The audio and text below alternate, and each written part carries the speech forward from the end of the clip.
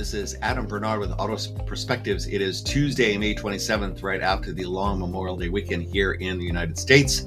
And we are here to look at some of the more interesting things that showed up in the auto industry last week. And last week, there was quite a bit going on. We will start with a very significant update for the new Toyota RAV4. This is the latest generation. The first RAV4 went on sale 31 years ago. Toyota has put out 15 million of these so far, 1.02 million in the last year alone. So replacing this vehicle is not small potatoes. You got to walk that fine line between making it new enough to justify calling it new with some significant improvements, but not losing the character of what made the vehicle so successful to begin with. And it seems like Toyota has done that. This is a largely carryover platform, same wheelbase, roughly the same size. Almost everything else, however, is new. There are now 7 different trim levels available. So this is approaching, the levels of complexity you see in a full-size truck. There's a Woodland variant, which is their off-road vehicle, and then the GR Sport, which is their performance variant. GR stands for Gazoo Racing. This is not a full GR like the Corolla GR. GR Sport means like AMG line or ST line or RS. A little more look fast and go fast, but we'll get into that a bit later. And then under the hood, you get your choice of the 5th generation hybrid setup or a 6th generation plug-in hybrid. If you want a RAV4 that does not have an electric motor attached to the engine, you are out of luck. Every RAV4 is now hybridized. And they would note that last year, about half of the RAV4s sold were hybrids, and now they're bumping up to 100%, just like they did with the Camry. Also worth noting that the non-North American RAV4s, the power levels are a little lower than we are lucky to get here in the US because of more stringent emissions regulations. So it is the same overall package, no significant improvements in people or cargo space. It is an evolutionary look. Clearly, you look at this and there's a lot of RAV4-ish to it, RAV4-ishness to it. Clearly tied to the previous generation. You now get available 20-inch wheels for a more aggressive look. The GR Sport, and that's what you're looking at here, gets tuned suspension and steering, unique front and rear styling, and unique wheels. It doesn't get any improvements on the powertrain side, so it is look fast, handle fast, but goes around the same speed as the other plug-in hybrids.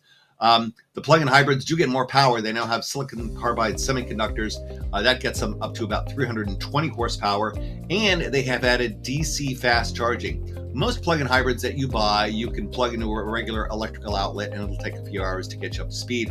But we've seen a couple of automakers like Volkswagen Group add DC fast charging to their plug-in hybrids more as they increase the ranges of these vehicles. So you'll get from 10 to 80% in 30 minutes, which granted is faster than you would normally get, not super fast because some regular EVs will charge that quickly. And you will get an EV range of about 50 miles. 50 miles will get you over the ZEV threshold in California if that actually sticks around. And the hybrid is now available on either front drive or all-wheel drive. The interior features a large center touchscreen, either 10.5 or 12.9 inches, a digital IP cluster, an available head-up display, and on select models, an electronic shifter. And I mentioned the complexity around the trim levels before, and here's another confusing bit. The cheaper RAV4s have a mechanical gear shift, but the level models get the electronic gear shift. You do get additional space and additional capability. I'm not sure why you would, I guess cost-wise, why you go with the mechanical, but it does add some complexity. Oddly enough, if you're a fan of leather and wood, you're kind of out of luck with the RAV4. There are some nice materials available, like micro suede, some nice color accents, but if you're a bit more of a traditionalist, you can buy a big VW Tiguan with real wood trim, but not a RAV4. And then underpinning this is the Arene software platform. That's ARENE. That will lead Toyota into the era of software-defined vehicles. And on the RAV4, the focus for Arene is a new infotainment system and improved safety technology with Toyota Safety Sense 4.0. So overall, they seem to have hit all the right points on how to make a better RAV4. It is worth noting it is more complex than the previous RAV4, and so that may add a bit to the cost, which obviously the customers don't care about because they do get all the choices available. It's not really any significantly roomier or have more cargo space than last year's RAV4, and it would have been nice maybe to make some improvements from a packaging standpoint. And if you're a fan of really high-end vehicles and you were looking to downsize, you might have liked leather or wood in your RAV4, but you can't get it here. I don't know if that's going to be a big problem, but it is worth taking note of here. So Toyota will likely push lots and lots of RAV4s, probably well over 1 million out of the showrooms over the next year or so. Now, we'll contrast the RAV4 with the vehicle that we don't get here in the US, but the folks in China are lucky enough to get, and that's the BZ5. We have heard that Toyota is kind of phasing out BZ or Beyond Zero, but it is sticking around for their EVs, at least it is in China. This is the production version of the BZ3C concept shown last year and the Sport crossover concept shown in 2023. And it's built by Toyota's partner FAW, or First Auto Works.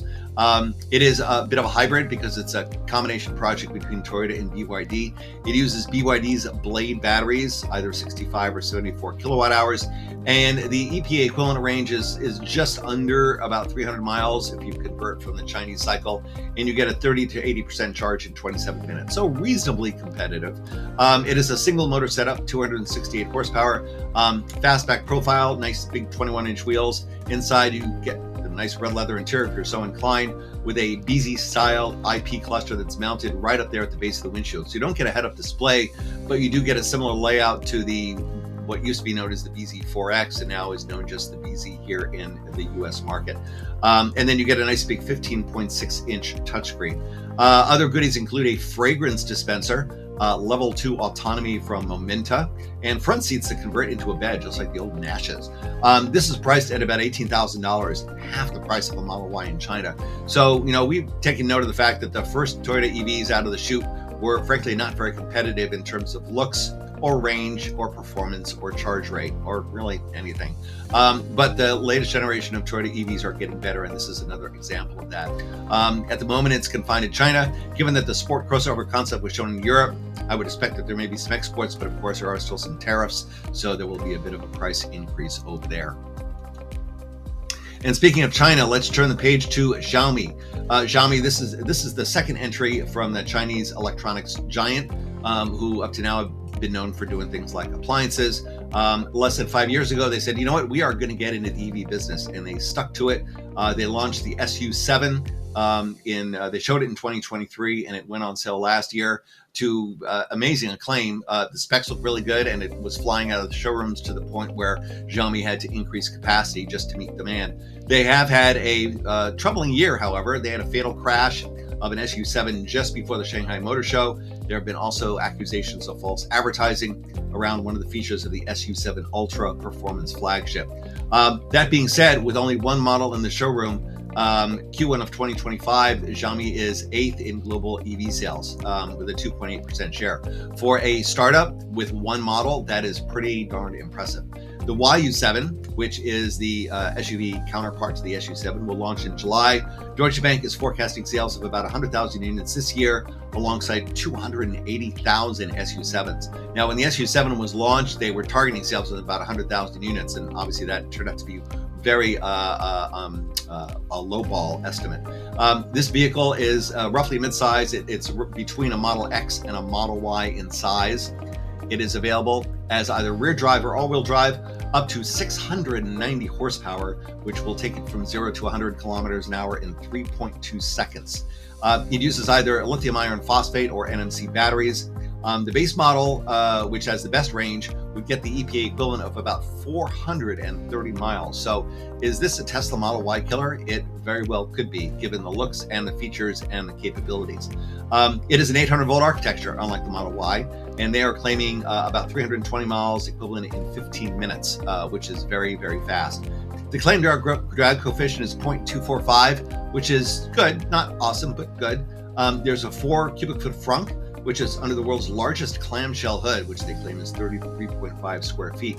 And underneath all this, there is an air suspension, an NVIDIA Thor chip for automated driving, a roof-mounted LiDAR sensor. There's a 40 millimeter wave radar, 11 high-definition cameras, and 12 ultrasonic radars. So this is very, very capable. And the interior that you see here has what they call hypervision. And yes, it does look like BMW's panoramic iDrive. So there is a large screen that runs across the base of the windshield, where it's kind of a poor man's head-up display. And then it's joined by a giant 16.1-inch touchscreen. So kind of very clean and capable interior. For your comfort, there's a 10-point massaging front seats and power reclining rear seats available. No official pricing yet. Again, we'll see this for real in July with additional details, but overall, it's a very impressive second step for Xiaomi. Also out of China, the Xpeng P7. This is a competitor to the Tesla Model S and the Taycan. This comes from a 10-year-old Chinese startup. Like many EV startups in China, it is not yet making money. It has managed to cut its losses to only about $90 million in the first quarter of this year. And they are boasting a sales boost of 330% versus a year ago. So they are on the road to getting in the black. It's just obviously taking them some time. And granted, they've been in the red now for 10 years. This second generation flagship sedan joins the confusingly named but very different P7 Plus, which is roughly the same size, but a completely different vehicle. And this is supposed to start at about $42,000. It features an available active rear spoiler and scissor doors. Yes, the front doors on this vehicle open like a Lamborghini. It is rear drive with a 363 horsepower and an LFP battery, or all-wheel drive with a pretty impressive 586 horsepower and an NMC battery. The full launch will be later this year, and it will likely be exported to Europe as well. And finally, speaking of Europe, let's look at the new Nissan Micra. The Micra for a while was Nissan's entry-level vehicle, went through several generations of internal combustion power before disappearing. It is now back as a small, fully electric hatchback derived from the Renault 5 E-Tech, which you see there on the right. And yes, they do look like they have a lot in common, but if you look closely, there is a fair amount of sheet metal differentiation between the two. So they do have a common platform, a common powertrain, either a 40 or a 52 kilowatt hour battery, and a range of up to about 220 miles EPA equivalent, which is again good for second or third car, maybe not the only car in the household. They appear to share door inners, side glass, and windshield. And I didn't show you a picture of the interior here because it is literally identical to the Renault except for the badging. And it comes in what they call modern, audacious, and chill trims, very kind of youth cool oriented. The round front lamps that you see there are inspired by the third generation K12 model. And the waistline, you see that line running just below the side windows. They call it the ice cream scoop, and they say it's reminiscent of the shape a scoop would make if dragged across the surface of untouched ice cream, which is a very curious design detail, but it does help set it apart from its Renault sibling.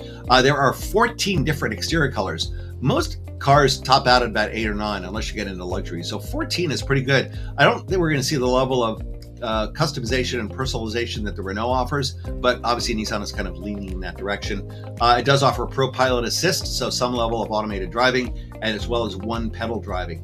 There is no talk of a Nismo performance variant yet. Alpine's A290 is the performance version of the Renault 5. Theoretically, the hardware is there to do a high-performance Micra, but Renault might want to keep it to themselves. And it should be noted that in addition to this, Nissan will get a new version of the Twingo that is coming in 2026. That vehicle is on the same platform and being co-developed with an unnamed Chinese engineering firm that will get that vehicle to market pretty quickly, and that is targeting a €20,000 price point.